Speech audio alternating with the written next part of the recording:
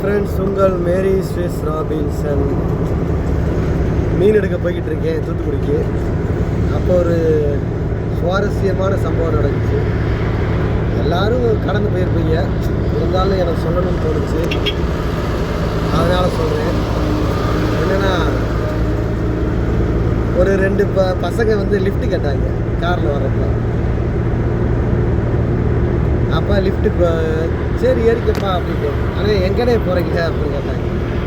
அப்படி இப்படி தான் சின்ன பிள்ளைகளை கூப்பிட்டு போயிட்டு அப்படியே வந்து யாருக்காவது விற்றுருவேன், அதுக்கு தான் அவனைய வண்டியில் ஏற்றுறேன் அப்படின்னு சொன்னேன். என்னன்னு அண்ணே, எங்கள் அம்மா அப்பா பாவம்னே, ரொம்ப கஷ்டப்பட்டு என்னை வளர்க்குறாங்கண்ணே, அப்படிலாம் பண்ணிடாதீங்கண்ணே. உங்கள் அப்பா அம்மா என்ன வேலை பார்க்குறாங்க அப்படின்னு கேட்டேன்.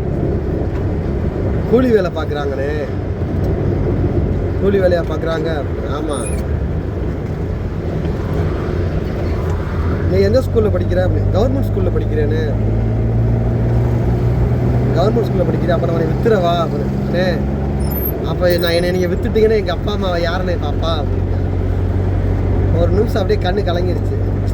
அப்போ தான் அவன்கிட்ட சொன்னேன், தம்பி அண்ணே மீன் எடுக்க போகிறேன், அந்த வழி தான் போகிறேன், உன்னைய ட்ராப் பண்ணிட்டு போகலான்னு தான் ஏற்றுனேன், வேறு ஒன்றும் இல்லை, பயப்படாத, நல்லா படித்து நல்ல ஒரு வேலைக்கு வந்துடணும் தம்பி, அப்போ தான் வாழ்க்கை நல்லாயிருக்கும். ஆமாண்ணே, எங்கள் அப்பா அம்மா கஷ்டப்படுறாண்ணே, எப்படியாவது கஷ்டப்பட்டு படித்து எங்கள் அப்பா அம்மாவை நல்லா பார்த்துக்கிறேன்னு.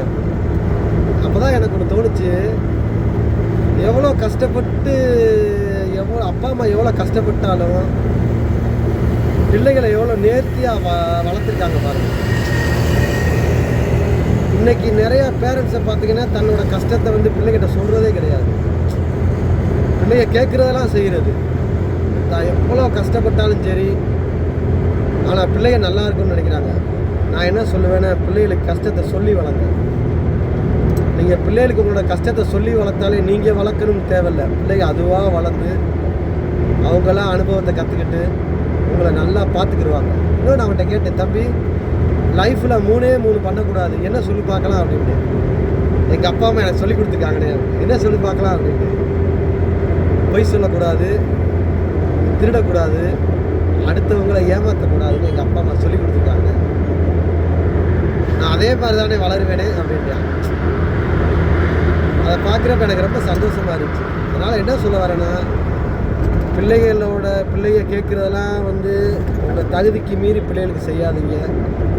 கஷ்டத்தை சொல்லாமல் பிள்ளைகளை வளர்க்காதீங்க. உங்கள் கஷ்டத்தை சொல்லி பிள்ளைகளை வளங்க. பிள்ளைகளோட எதிர்காலம் நல்லாயிருக்கும், பிள்ளைகளோட லைஃப்பும் நல்லாயிருக்கும்.